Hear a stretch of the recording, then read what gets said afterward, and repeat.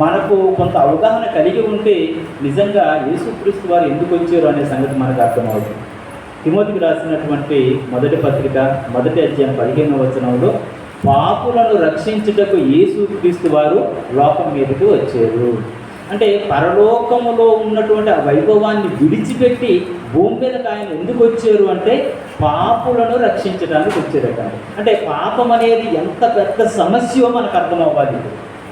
పాపము ఎంత పెద్ద సమస్య, అంత పెద్ద సమస్య కాకపోతే ఆ పరలోకాన్ని విడిచి భూమి మీదకి రావాల్సినటువంటి అవసరత ఉండేది కాదు కదండి. ఏదైనా సమస్య పరిష్కారం జరగాలి అంటే ఈ వ్యక్తి వెళ్తేనే ఆ సమస్య పరిష్కారం జరుగుతుంది అనుకుంటే ఆ వ్యక్తి ఖచ్చితంగా వెళ్ళాలి. ఆ వ్యక్తి లేకపోతే సమస్య పరిష్కారం జరగదు అనుకుంటే ఆ వ్యక్తి లేకపోయినా పర్వాలేదు, మరి పాపం పరిహరింపబడాలి అంటే ఆ పాపం సమస్య తీరాలి అంటేనండి మరి ప్రభువునటువంటి యేసుక్రీస్తు వారి భూమి మీదకి రావాల్సినటువంటి అవసరత ఏర్పడింది. కాబట్టి పాపులను రక్షించుటకు యేసుక్రీస్తు వారు లోకంలోనికి వచ్చారు. అంటే లోకంలో అంత ఏముంది అనేది మనకు అర్థమవుతుందంటే పాపం ఉంది. ఎలా ఉంది అనేది మనం ఒకసారి ఆలోచన చేస్తేనండి యోహాను సువార్త 8వ అధ్యాయము ఒకసారి బైబిల్ తెరిచి చూడండి. 34వ వచనం ఒకసారి చదువుదాం. యోహాను సువార్త 8వ అధ్యాయం 34వ వచనం. పాపము చేయు ప్రతివాడును పాపమునకు దాసుడు అంటున్నాడు. ఇక్కడ బాగా ఆలోచించండి. ఏమంటే పాపము చేసే ప్రతివాడు ఏమైపోతున్నాడట? పాపానికి దాసుడైపోతున్నాడు. ఇప్పుడు పాపం ఎవరు? ఏమంటే పాపం చేసే ప్రతివాడు దాసుడుగా ఉన్నాడు అంటే పాపం ఎవరు? యజమాని అయిపోయింది. పాపము యజమాని. ఇప్పుడు పాపం చేసే వాళ్ళందరూ కూడా ఏమైపోతున్నారు? దాసులైపోతున్నారు. అంటే పాపానికి అందరూ దాసులైపోతున్నారు. ఆ పాపము యజమానిగా కూర్చుంది. వాస్తవానికి మన యజమాని ఎవరు? ఈ సృష్టిని కలిగించింది ఎవరు? సూర్యుడిని చేసింది ఎవరు? చంద్రుడిని చేసింది ఎవరు? భూమిని చేసింది ఎవరు? గాలిని చేసింది ఎవరు? సమస్త సృష్టిని చేసింది ఎవరు అంటే దేవుడు చేశాడు. ఆ దేవుడు మనకి యజమాని. వాస్తవానికి దేవుడు మనకు యజమాని. మనల్ని కలుగజేసింది ఎవరు? మనల్ని పుట్టించింది ఎవరు? దేవుడే కదండి. ఆ దేవుడు యజమాని. ఆ యజమాని అయినటువంటి దేవుడిని పక్కన పెట్టేసి ఇప్పుడు పాపము యజమాని స్థానంలో కూర్చోంది. పాపం ఏ స్థానంలో ఉందండి? యజమాని స్థానంలో పాపం ఉంది. ఇప్పుడు ఆ యజమానికి మనమందరం కూడా ఏమైపోయాము? దాసులం అయిపోయాము. మరి దాసులం అయిపోయిన తర్వాత ప్రభువైనటువంటి యేసుక్రీస్తు ఈ యొక్క దాస్యత్యంలో నుండి విడిపించడానికి భూమి మీదకి వచ్చాడు. ఇది పెద్ద సమస్య, చిన్న సమస్య? చాలా పెద్ద సమస్య. ఎందుకంటే మన భారతదేశం కూడా బ్రిటిష్ ప్రభుత్వంలో బానిసగా ఉంటున్నప్పుడు 200 సంవత్సరాలు బానిసలుగా ఉంటున్నప్పుడు ఎంతమంది ప్రాణత్యాగం చేశారండి. అంటే ఈ యొక్క బానిసత్వంలో నుండి బయటికి తీసుకురావటానికి, ఈ యొక్క సమస్య నుండి బయటికి తీసుకొని రావడానికి ఎంతోమంది ప్రాణత్యాగాలు చేశారు. దానికి ఎంతకాలం పట్టింది? సుమారు 200 సంవత్సరాలు బానిసలుగా ఉంటున్న తర్వాత మనకు స్వతంత్రం వచ్చింది కదండి. ఇది పెద్ద సమస్య కదండి. స్వతంత్రము లేకపోతే ఎంత బానిసత్వంలో ఉన్నామో అనే సంగతి మనకు అర్థమైతే ఇప్పటికి కూడా కొన్ని పరిస్థితులను బట్టి మనం మాట్లాడుకుంటున్నప్పుడు అసలు మనకు స్వతంత్రం వచ్చిందా లేదా అని ఉన్న పరిస్థితులు ఉంటుంటాయి. చాలామంది పెద్దలు మాట్లాడుతుంటారు కదండి. ఏమండి ఏమైనా సమస్యలు వస్తున్నప్పుడు, లేకపోతే ఎవరైనా అణిచివేయబడుతున్నప్పుడు, వారికి సమస్య పరిష్కారం దొరకనప్పుడు, కోర్టులు కూడా వ్యతిరేకంగా తీర్పులు ఇస్తున్నప్పుడు అసలు నాకు స్వతంత్రం వచ్చిందా, నేను స్వతంత్ర దేశంలోనే ఉన్నానా అనే ఒక ఆలోచన మనకి ఎలాగైతే వస్తుందో, ప్రేమైనటువంటి దేవుని పిల్లారా, ఈ మధ్య జరుగుతున్నటువంటి అనేకమైనటువంటి ఆంక్షలను బట్టి మనం మరి చాలా సందర్భాల్లో మనకు స్వతంత్రం లేదు, బానిసలుగానే మనం బతుకుతున్నాము అనే ఒక ఆలోచన మనకు ఎలాగైతే ఉంటుందో, అలాగే మనము కూడా ఏ దాసత్వంలో ఉన్నామట? పాపం అనే దాసత్వంలో మనం ఉన్నాము. పాపము చేసే ప్రతివాడు దాసుడు. ఆ దాసుడు అయినటువంటి వాడు ఆ దాసత్వంలో ఉంటున్నటువంటి ఆయనకు ఒక యజమాని కనబడుతున్నాడు, పాపం అనే యజమాని. ఆ పాపం అనే యజమాని నుండి విడిపించడానికి ప్రభువైనటువంటి యేసుక్రీస్తు వారు భూమి మీదకి వచ్చారు.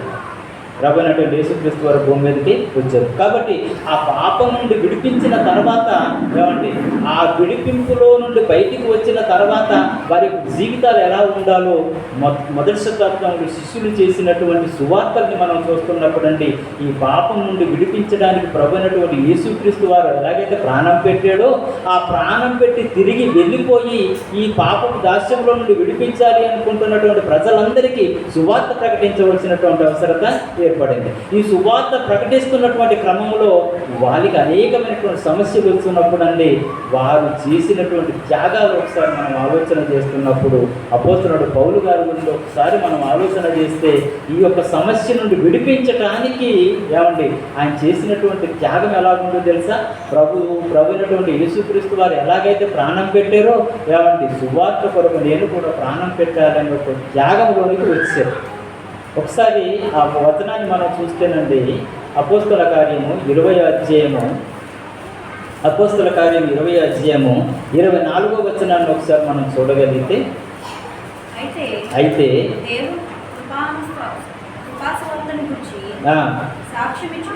సాక్ష్యం ఇచ్చిపోయిండు నా కొరకును నా పరుగును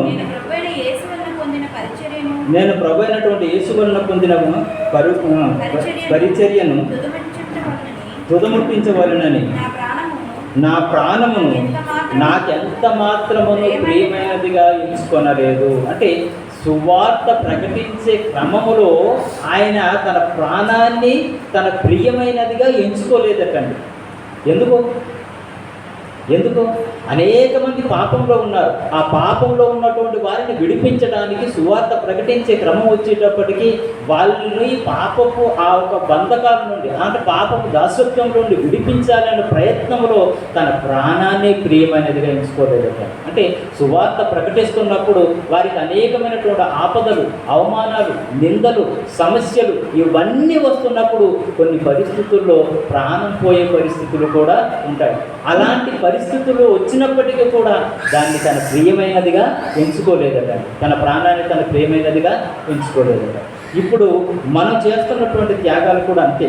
అనేక మందిని రక్షించాలి అనే ఆలోచనతో, ఈ యొక్క సువార్త ప్రకటించాలి అనే ఒక ఆలోచనతోనే మనం ఏమండి వన్ డే సెమినార్స్ కానీ మిగతా కార్యక్రమాలు కానీ ఏవైనా చెయ్యాలి అనుకునే ఆలోచన కలిగి ఉన్నాం.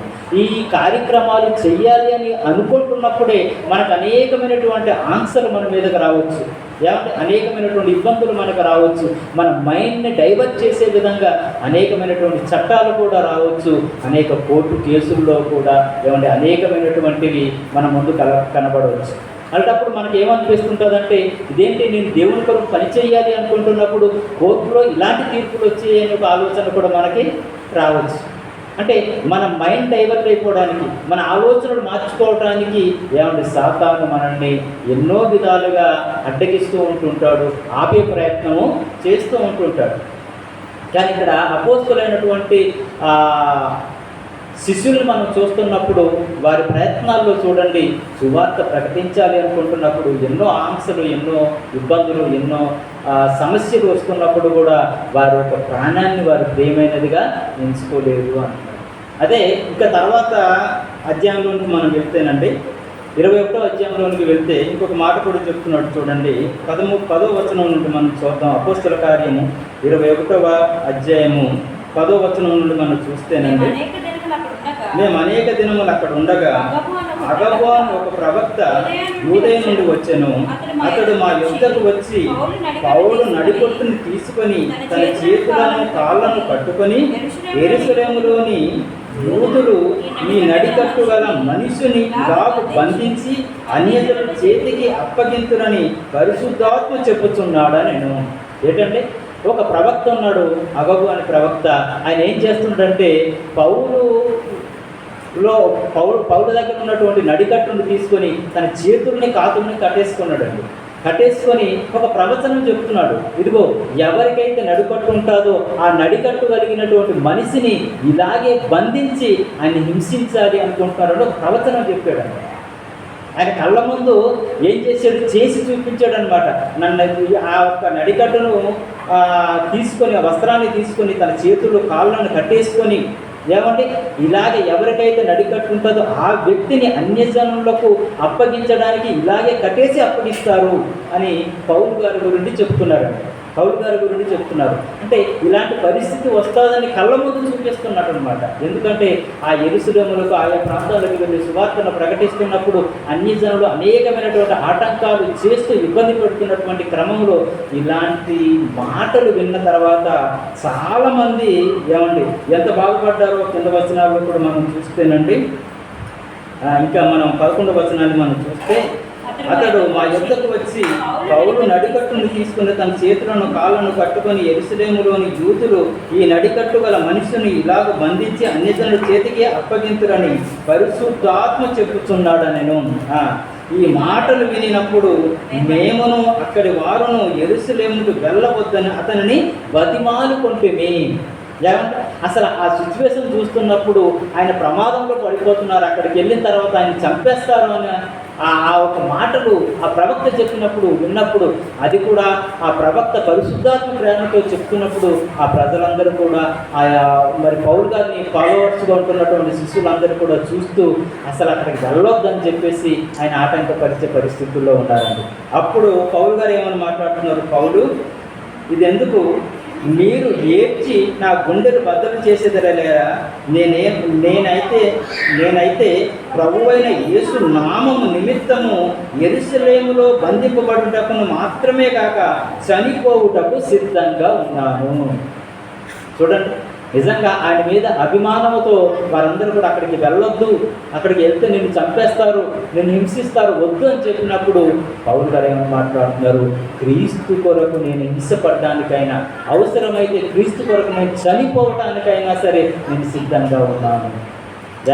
ఈ మాటలు పౌలు గారు చెప్పినప్పుడు బాగానే ఉంది. కానీ వ్యక్తిగత మన జీవితంలో మనం ఎప్పుడైనా అన్వయించుకుంటూ క్రీస్తుని నమ్ముకున్న తర్వాత ఆ పాపకు బానిసత్వం నుండి విడిపించినటువంటి ప్రభువు కొరకు నేనే త్యాగం చేస్తున్నాను అని చెప్పి ఎప్పుడైనా మనం ఆత్మపరిశీలన చేసుకుంటేనండి మనకు పౌలు గారి త్యాగం అర్థమైపోద్ది. మన భక్తి ఏంటో, మన భయం ఏంటో, దేవుని పట్ల మనకు ఉన్నటువంటి ఆలోచనలు ఏంటో అనేది మనకు అర్థమవుతుంది. ఒకసారి మనం ఆలోచన చేసుకుందాం. మన ముందు తరాల్లో ఉంటున్నటువంటి భక్తులు క్రీస్తు కొరకు వారు చేసినటువంటి త్యాగాలు ఏంటో ఒకసారి ఆలోచన చేద్దాం. అలాంటి త్యాగం చేసినటువంటి వారిలో ప్రపంచవ్యాప్తంగా మనం చూస్తున్నప్పుడు ఎంతోమంది కనబడుతుంటారు. మన తెలుగు రాష్ట్రాల్లో కూడా అలాంటి వారు కూడా కనబడుతున్నారు. నిజంగా ప్రాణం పెట్టిన వాళ్ళు చాలామంది ఉన్నారండి. ఇప్పటికీ చాలామంది ప్రాణం పెడుతున్నటువంటి వారు ఉన్నారు.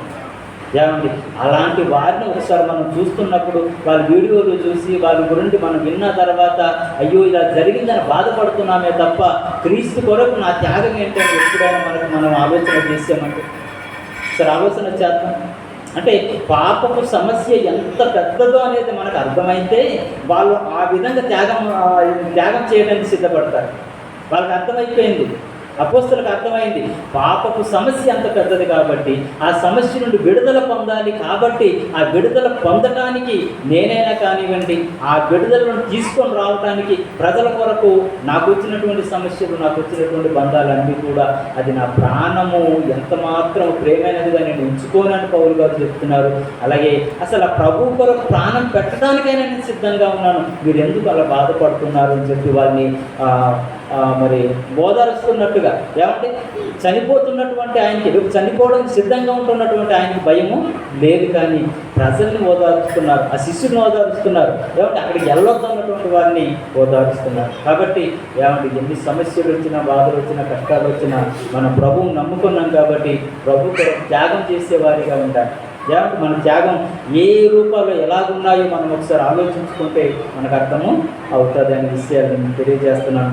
అసలు పాపము అంటే ఏంటో అనే విషయాల గురించి, దాని యొక్క నిర్వచనం గురించి వచ్చేవారు మనం తెలుసుకుందాం. అసలు యాక్చువల్గా ఆ పాపపు నిర్వచనం చెప్పిన తర్వాతనే ఈ మాట చెప్పాలనుకున్నాను. కానీ ఆ పాపపు నిర్వచనం మనకు అర్థమైతేనండి ఆ తర్వాత అసలు పాపము ఎంత భయంకరమైనదా, ఇంత సమస్య ఉందా, కాబట్టి ప్రభునటువంటి యేసుక్రీస్తు వారు వచ్చారా అనే సంగతి మనకి అర్థమవుతుంది. కాబట్టి వచ్చేవారం దాని గురించి మనం మాట్లాడతాం. పాపపు నిర్వచనం అంటే పాపం అంటే ఏంటి, దాని అర్థం ఏంటి అనే విషయాల గురించి మనం ఆలోచన చేద్దాం. రైట్ అండి, మనమందరం కూడా కళ్ళు మూసుకుందాం, ప్రార్థన చేసుకుందాం. బీసీపీకి వెళ్ళేవారు ఉన్నారు కాబట్టి మనం త్వరగా కార్యక్రమాన్ని విధించుకుందాం. కళ్ళు మూసుకుందాం, ప్రార్థన చేసుకుందాం. దైవ సృష్టిగా